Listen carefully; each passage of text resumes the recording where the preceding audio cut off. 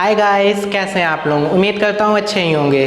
तो आज मैं आप लोगों के लिए बायो का चैप्टर लेके आया हूँ, the fundamental unit of life. ये क्लास 9th का चैप्टर है और ये बहुत ही इंटरेस्टिंग और मज़ेदार है क्योंकि हमारी लाइफ से रिलेटेड है। तो इसमें हम कुछ चीज़ें जानेंगे, जैसे कि लाइफ प्रोसेस हो गया, अर्थ पे पहला लिविंग ऑर्गेनिज्म क्या मिला और ये कब मिला।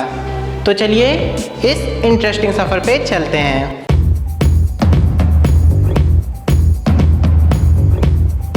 सो गाइस, जैसा कि आप लोग जानते हैं, हम सभी लोग लिविंग थिंग हैं, आप भी लिविंग थिंग हैं और हमारे आसपास बहुत सारी लिविंग थिंग हैं। पर इस लिविंग थिंग में लिविंग वर्ड कैसे जुड़ गया, अब ये जानने के लिए हमको 400 करोड़ साल पीछे जाना पड़ेगा और जिसके लिए हमें टाइम ट्रैवल करना पड़ेगा। तो किसकी ज़रूरत पड़ेगी? डोरेमोन की टाइम मशीन लेके आइए और चलिए 400 करोड़ साल पीछे चलते हैं। उस समय बहुत सारे वॉल्केनिक इरप्शन हो रहे थे, ब्लास्ट हो रहे थे। तो इसी समय पे एक लाइफ फॉर्म हुई जिसका नाम था अमीनो एसिड। तो अर्थ का फर्स्ट लाइफ फॉर्म क्या था? वो था अमीनो एसिड। तो उससे जब उसका एवोल्यूशन हुआ तो क्या उससे बने सिंगल सेलुलर ऑर्गेनिजम्स बनने लगे, सिंगल सेल डेवलप होने लगी। फिर जब उनका एवोल्यूशन हुआ तो फिर multi cellular organism, multi cellular चीज़ें बनने लगी। अब देखिए, हमारी पूरी बॉडी कितने सारे सेल्स को मिला के बनी, आप गिन भी नहीं सकते, इतने सारे सेल्स हमारी बॉडी में अवेलेबल हैं। तो ये सेल वर्ड बार बार आप सुन रहे होंगे तो दिमाग में आ रहा होगा कि सेल वर्ड है क्या। तो चलिए सेल वर्ड को जानते हैं, ये होता क्या है।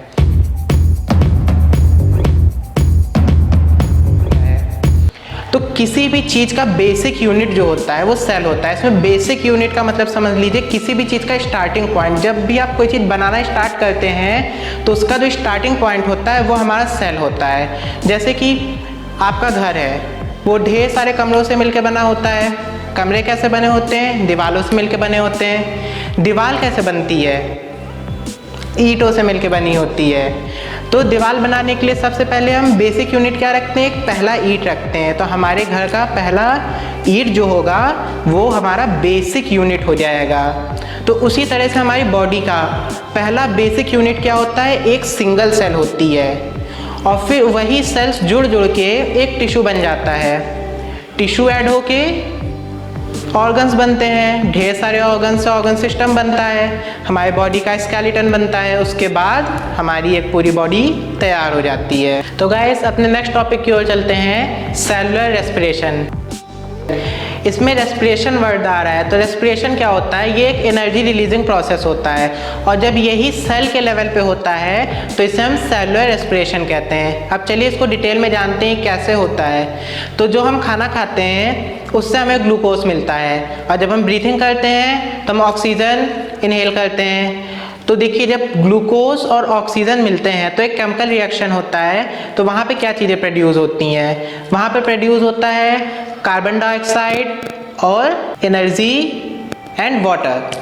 तो देखिए, इसमें जिन चीज़ों की हमारी बॉडी की ज़रूरत होती है, जैसे वाटर की ज़रूरत है और एनर्जी की ज़रूरत है, हमारी बॉडी ले लेती है और कार्बन डाइऑक्साइड हम एक्सहेल कर देते हैं। और गाइस, ये जो पूरा प्रोसेस है एनर्जी प्रोडक्शन का, ये माइटोकॉन्ड्रिया के अंदर होता है। इसीलिए हम माइटोकॉन्ड्रिया को क्या कहते हैं? Power house of the cell कहते हैं। तो रेस्पिरेशन में दो चीज़ें होती हैं, एरोबिक और एनारोबिक। तो देखिए, जो ऑक्सीजन की प्रेजेंस में जो रेस्पिरेशन होता है, रेस्पिरेशन प्रोसेस, वो एरोबिक रेस्पिरेशन होता है और जो ऑक्सीजन की एब्सेंस में रेस्पिरेशन प्रोसेस होता है उसे हम एनारोबिक प्रोसेस कहते हैं या फिर एनएरोबिक रेस्पिरेशन प्रोसेस कहा जाता है। तो एरोबिक और एनएरोबिक रेस्पिरेशन कहाँ कहाँ पे होते हैं? हम लोग हैं जैसे ये एरोबिक रेस्पिरेशन करते हैं और जो सिंगल सेलुलर ऑर्गेनिजम्स होते हैं जैसे बैक्टीरिया, यीस्ट, इन सब में एनएरोबिक रेस्पिरेशन होता है। सो गाइस, आगे बढ़ने से पहले चलिए सेल के बारे में थोड़ा सा और डिस्कशन कर लेते हैं, क्योंकि मान लीजिए आपको सेल ना समझाया तो देखिए मैं आपको समझाता हूँ कि सेल होता क्या है। एक सिंगल सेल की बात कर लेते हैं पहले।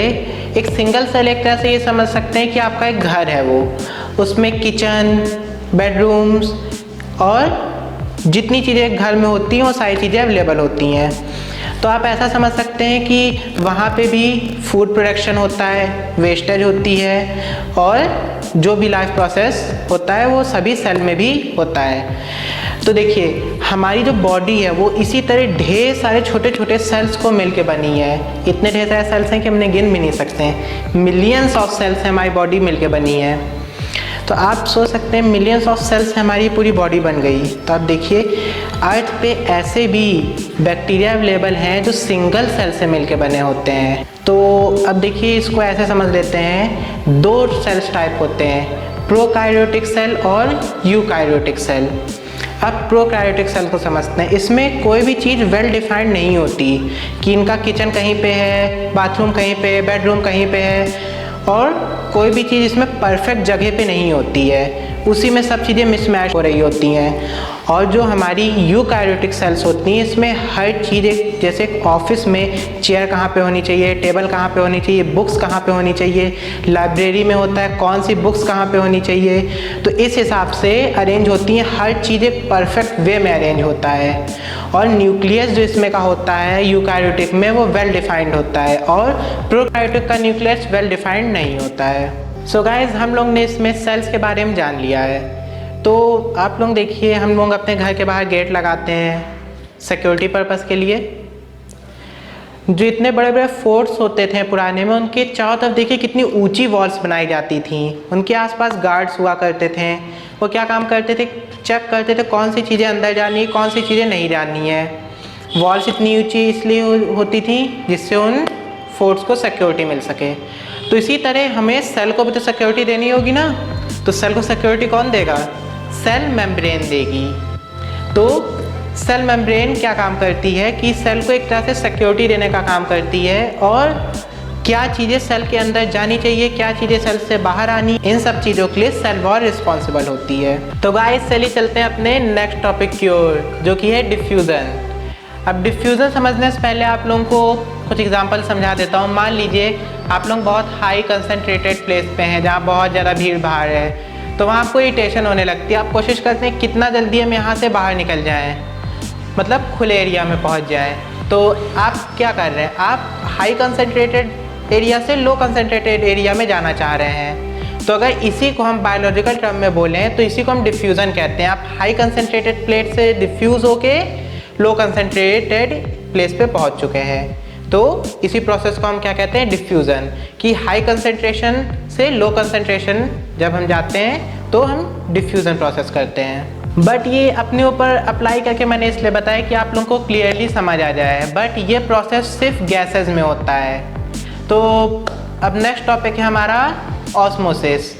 तो ऑस्मोसिस कहाँ पे होता है, ऑस्मोसिस वाटर में होता है। सपोज़ आपको आपके छत पे पानी चढ़ाना हो तो आप क्या करेंगे, पंप का इस्तेमाल करेंगे, और छत पर से पानी नीचे गिराना हो तो नॉर्मली आप जग से गिरा देंगे, आ जाएगा।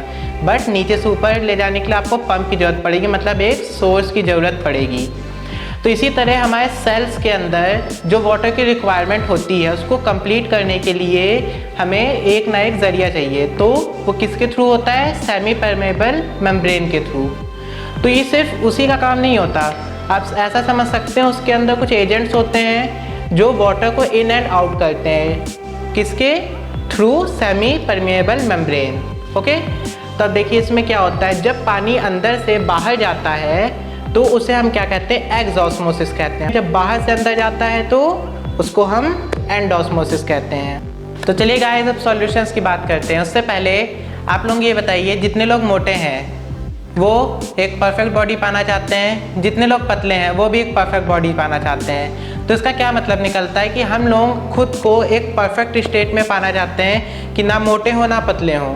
यही चीज़ अगर साइंस के टर्म में देखा जाए तो इसे हम इक्विलिब्रियम स्टेट कहते हैं। सो गाइस जो चीज़ें मैंने बताई अब यही चीज़ हम अप्लाई करेंगे प्लांट सेल और एनिमल सेल के ऊपर। गाइस अब इस फिगर में देखिए, जो हमारा ऑरेंज सर्कल है वो समझ लीजिए एक किशमिश है, ठीक, और उसके अंदर NaCl के 2 मॉलिक्यूल्स हैं और वाटर के हैं, और उसके बाहर NaCl के ढेर सारे मॉलिक्यूल्स हैं और वाटर के मॉलिक्यूल्स हैं।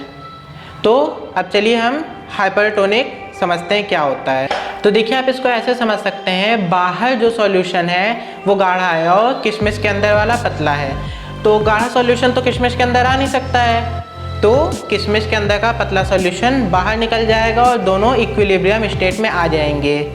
तो यही हमारा हाइपरटोनिक हो जाता है। और किशमिश के सिकुड़ने का जो प्रोसेस है उसे हम क्या कहते हैं, प्लाज्मोलिसिस। अब चलिए हाइपरटोनिक समझ लेते हैं ये क्या होता है।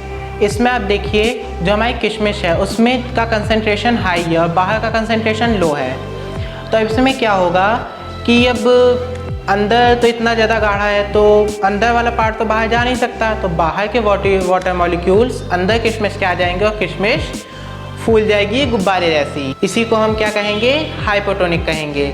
और किशमिश के फूल जाने के प्रोसेस को क्या कहते हैं, साइटोलिसिस कहेंगे। तो अब देखिए थर्ड फिगर में आइसोटोनिक, उसमें देखिए किशमिश के अंदर का कंसंट्रेशन और बाहर कंसंट्रेशन दोनों सेम है, तो इसमें वाटर मॉलिक्यूल्स अंदर बाहर आए जाएंगे, तो इससे कोई फर्क नहीं पड़ेगा, ना किशमिश सिकुड़ के पतली हो जाएगी ना ही फूल के मोटी हो जानी है। तो ये इक्विलिब्रियम स्टेट होता है, इसी को हम आइसोटोनिक कहते हैं। तो गाइज ये हाइपरटोनिक और हाइपोटोनिक ये होता क्यों है, ये इसलिए होता है जिससे वो दोनों आइसोटोनिक स्टेट पे आ सकें, मतलब इक्विलिब्रियम स्टेट पे आ सकें। तो गाइस चलिए अपने नेक्स्ट टॉपिक की ओर चलते हैं, सेल वॉल इन प्लांट्स। तो सेल वॉल जो होती है वो प्लांट में होती है और एनिमल्स में नहीं होती। और सेल वॉल किस चीज़ की बनी होती है, सेलुलोज की बनी होती है। और सेल वॉल क्या काम करती है, प्लांट्स को एक रिजिड सपोर्ट प्रोवाइड करती है। इसके बारे में और डिटेलिंग हम इस चैप्टर के नेक्स्ट पार्ट में जानेंगे। एनिमल सेल और प्लांट सेल के बीच में डिफरेंस जानेंगे। सेल ऑर्गेनेल्स और ऑर्गेनेल्स के बारे में भी हम नेक्स्ट पार्ट में पढ़ेंगे।